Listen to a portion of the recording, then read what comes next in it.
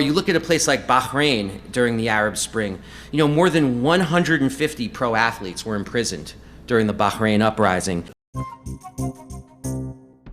Hello, my name is Stanley Heller. Welcome to The Struggle. After the news came out that the Israeli government would not punish any of the soldiers behind their killing of journalist Shireen Abu Akleh, groups in Connecticut again planned a protest in the city of Middletown. It included a walk to the town green and a rally there. 1, 2, 3, 4. Occupation out the door. Occupation out the door. These are some of the protests, signs that were held on a busy street corner. No. 1, 2, 3, 4. 1, 2, 3, 4. Occupation out the door. Occupation out the door. 5, 6, 7, 8. 5, 6, 7, 8. Stop the killing, stop the hate. This list is of the co-sponsors of the event, the march to the city green. Free, free Palestine! Free, free Palestine! Gaza, Gaza, don't you cry! Gaza, Gaza, don't you cry! Palestine will never die! Palestine will never die! From the river to the sea! From the river to the sea! Palestine will be free! Palestine will be free! 1, 2, 3, 4! 1, 2, 3, 4! We know what we're fighting for! We know what we're fighting for! 5, 6, 7, 8! Free, free Palestine! Free, free Palestine! Free, free Palestine! Free, free Palestine! Gaza, Gaza, don't you cry! Gaza, Gaza, don't you cry! Palestine will never die! Palestine will never die! Free, free Palestine! Free, free Palestine! Not another nickel, not another dime! Not another nickel, not another dime! No more money for Israel's crimes! No more money for Israel's crimes! From the river to the sea! From the river to the sea! Palestine will be free! Palestine will be free! Palestine will be free! Palestine will be free! Free, free Palestine! Free, free Palestine! Not another nickel, not another dime! Not another nickel, not another dime! No more money for Israel's crimes! No more money for Israel's crimes! No more money for Israel's crimes! No more money for Israel's crimes! Gaza, Gaza, don't you cry! Gaza, Gaza, don't you cry! Palestine will never die! Palestine will never die! 1, 2, 3, 4! 1, 2, 3, 4! We know what we're fighting for! We know what we're fighting for! 5, 6, 7, 8! 5, 6, 7, 8! No more money to an apartheid state! No more money to an apartheid state! Protesters had a special message for Connecticut's members of Congress, all of whom send enormous amounts of money to Israel and make no criticisms of Israel at all. Not another nickel! Not another dime! No more money for Israel's crimes! Now for speakers at the event. Good afternoon. My name is Marwan Majid. I was born and raised in Iraq. I have a bachelor's degree in political science and a master's degree in international relations from the City College of New York. I also former diplomat of the Iraqi government, so I've been involved in politics for quite a while. I also lived in a war-worn country for most of my life. And I'm here to speak out for the injustice and against the aggression of the Israeli occupying power against the Palestinian people of all occupied Palestinian territory. And I'm also here to call on the Connecticut politicians to stop or at least to rethink their unconditional financial support to the Israeli military machine that has killed, deported, displaced, and also tortured Palestinian civilians, and continues to do so with the most advanced weapons, assault weapons, and all that was used against civilians, children, worshippers, and even journalists. The whole world have seen that through the media. I would like also to mention a small reminder here that this country, the United States of America, in 1945, 1946, sets the example to the world that no one, no state, no entity, no politician can be exempt or need not be held accountable for the crimes they committed. And I'm talking about the International Military Tribunal that was set in 1945-46 against Nazi Germany. And I would like to remind you also of the opening statement of that tribunal of Justice Jackson at that time, when he set the definition of war crimes, crimes against peace, and crimes against humanity, where he defined those crimes, and that no state actor or even like state actor can be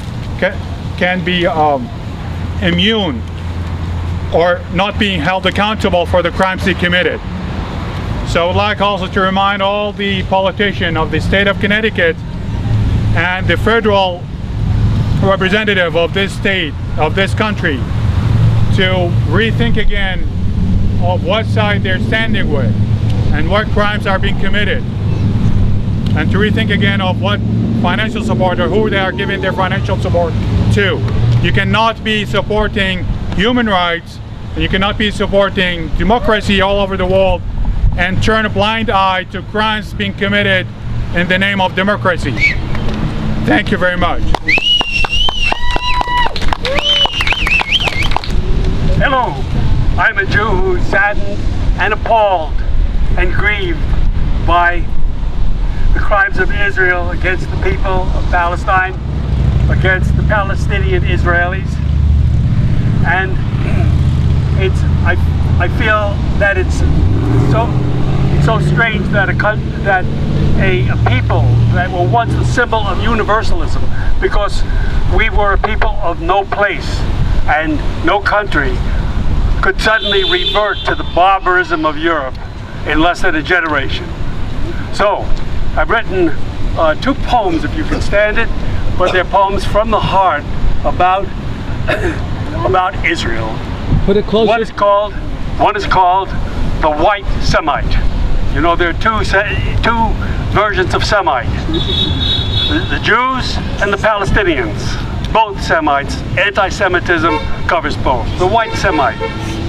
When Jews believe they were always white, invited to the club where might makes right, and when they spurn the image of the meek for their good turn at pillaging the weak, assisting whitey's worldwide wild mayhem to do to others what was done to them, they fantasize they can't evade blood libel white supremacists on them laid, as if their graves won't hide inside the smoke, since they're the ones the blazing fires stoke.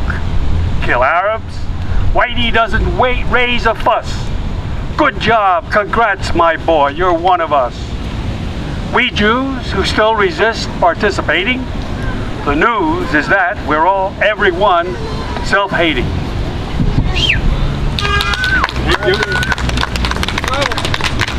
That was a couple of years ago. This is a couple of weeks ago. You know the biblical phrase, do to others as was done to you. Keep it close to you. Do to others as was done to you. This poem is titled, Screw Others as was screwed to you.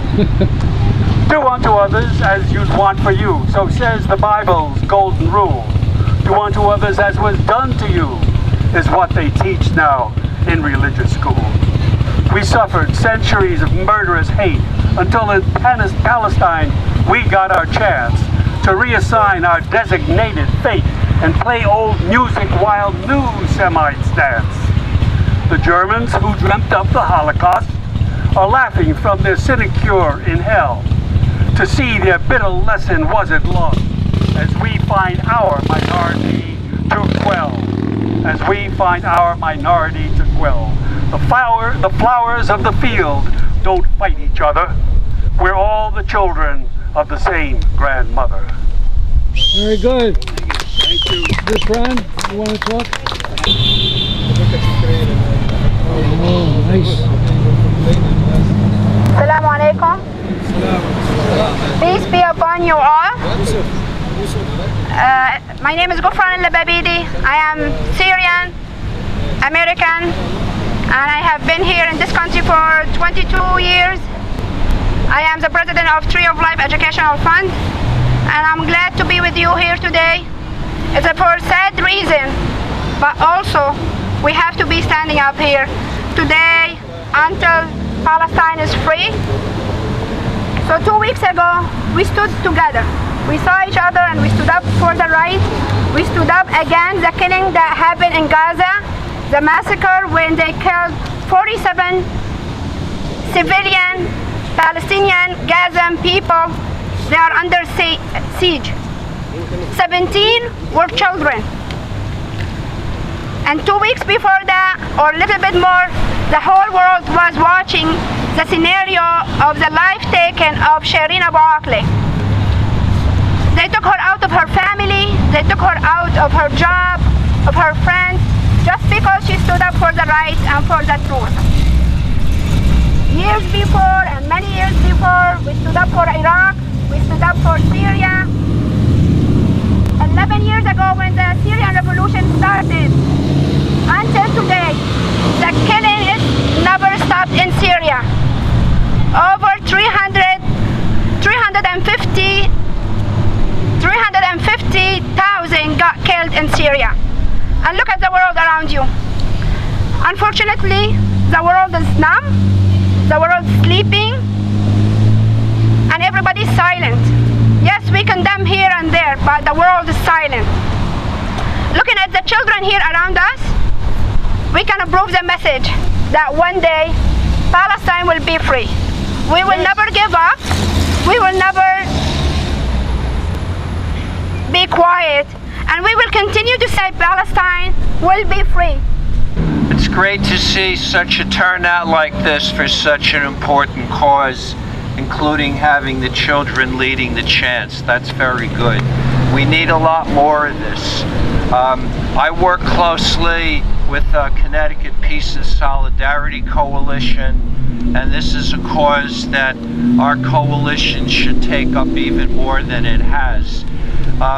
The shaming of the politicians is important because not only are they giving billions to Israel, they're giving billions to what I would call the war budget. All right, what I want to talk about now is something so sad. I've been working on this Palestine issue 40 years, and the thing that started us in our group, the Middle East Crisis Committee, was a massacre.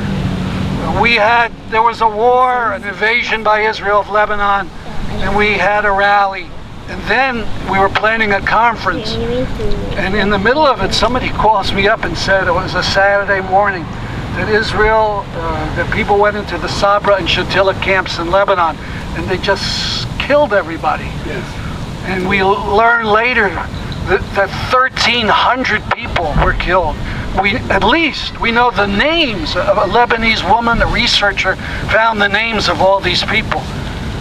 And nothing was done to punish the killers, neither the Lebanese fascist forces nor the Israeli government. And in fact, the guy most responsible, Ariel Sharon, eventually became Prime Minister of Israel. So an incredible disgrace. Anyway, 10 years ago, we got these two banners made about Sabra Shatila. We hired some drummers and we marched around Yale and New Haven. And if you see our show, The Struggle, it'll be up in a day or so.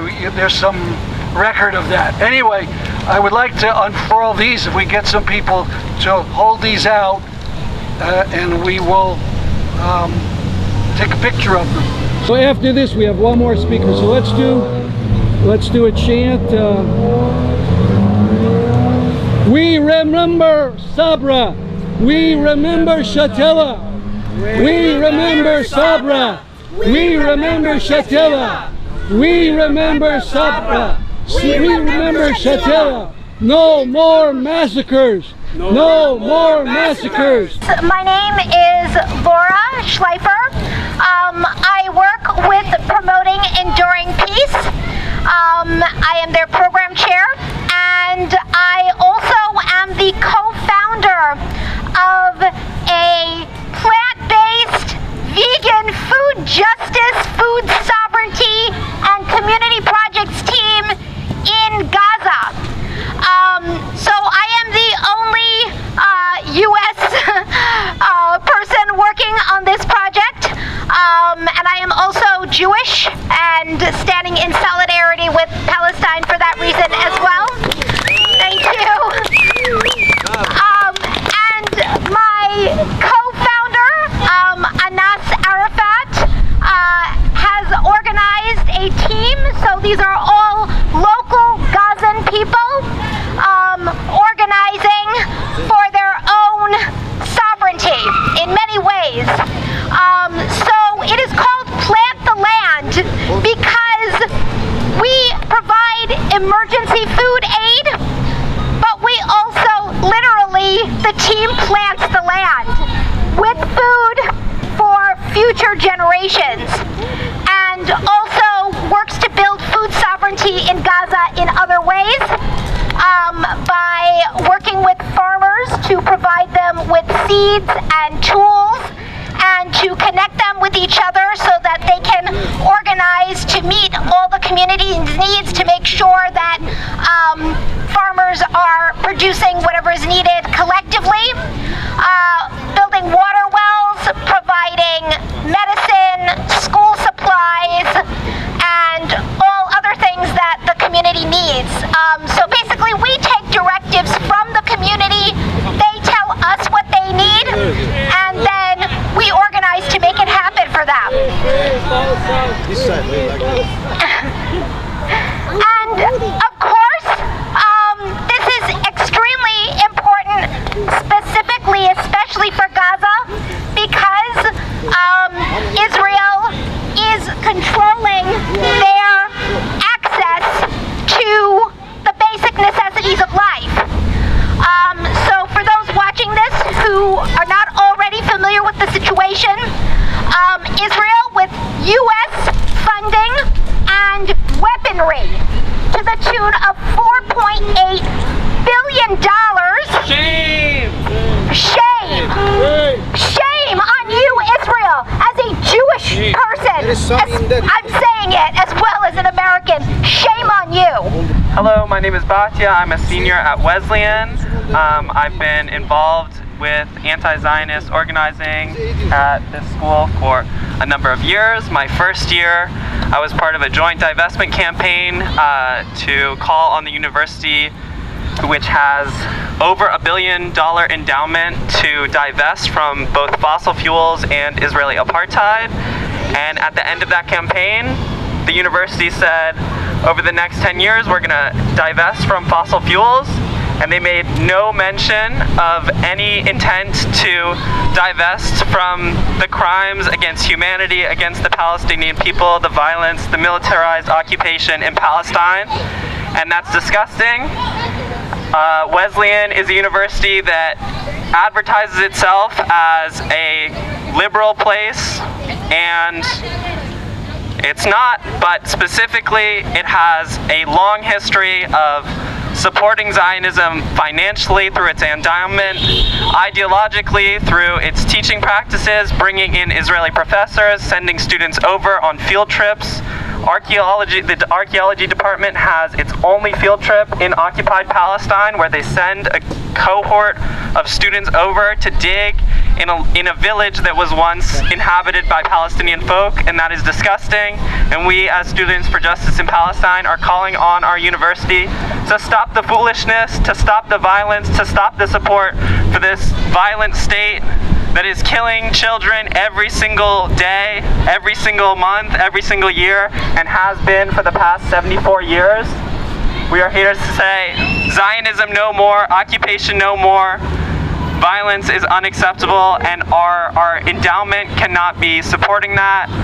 Our students cannot be learning that there is anything acceptable about this horrible military machine. So thank you, and thank you so much for putting this together in Middletown.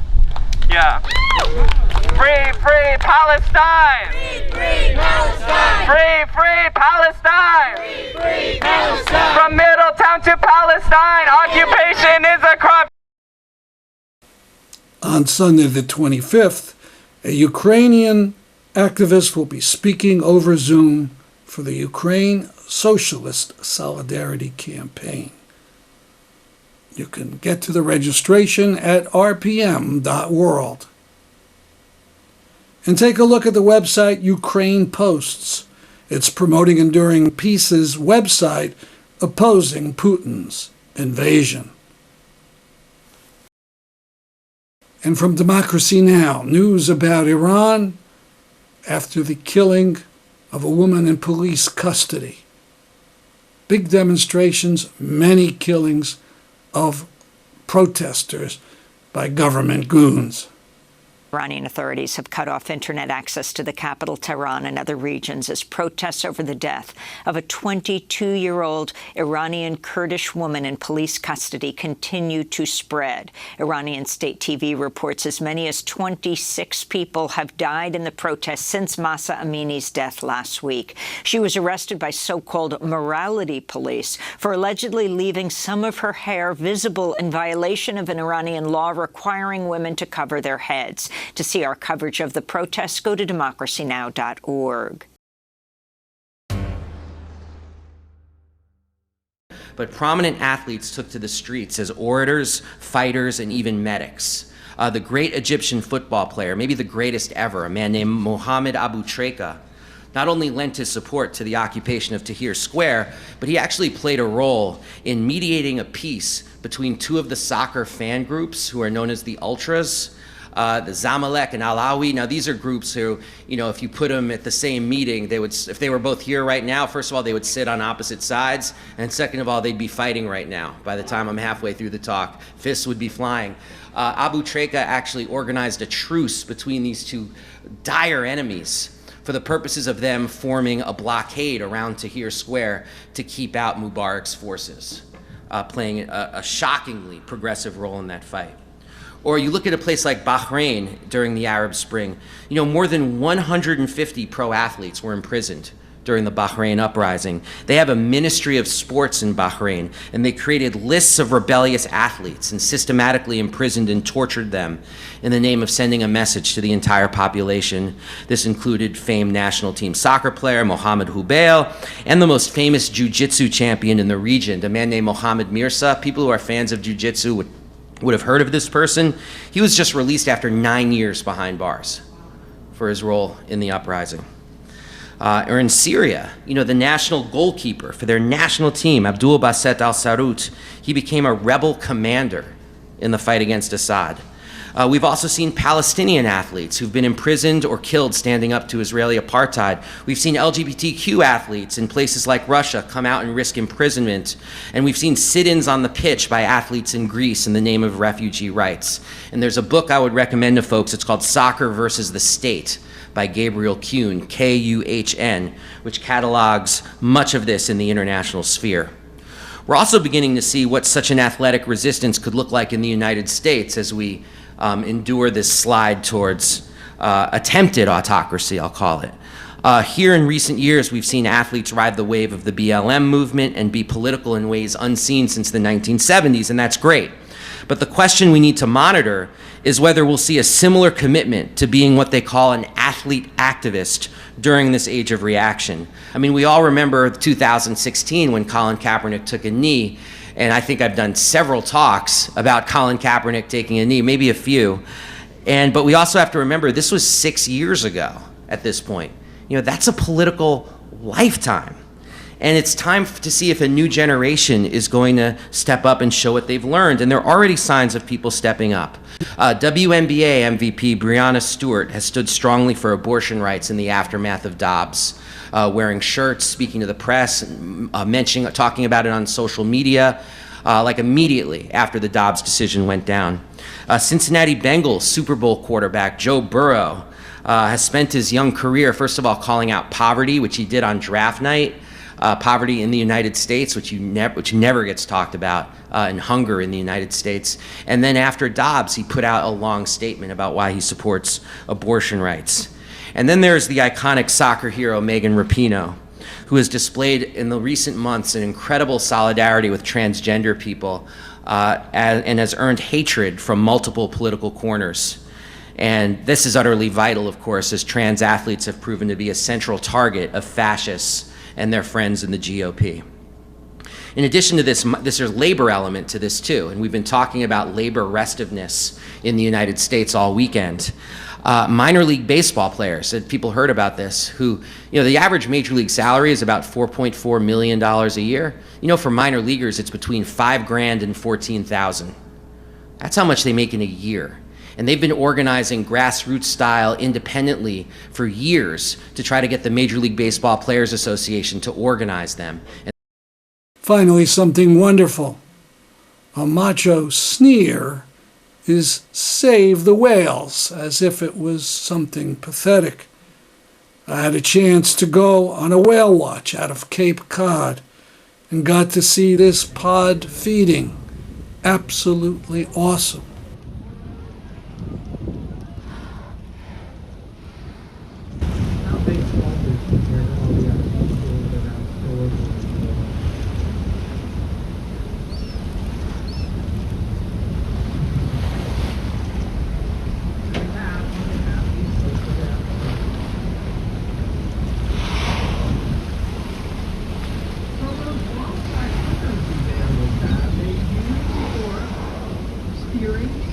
And learn something.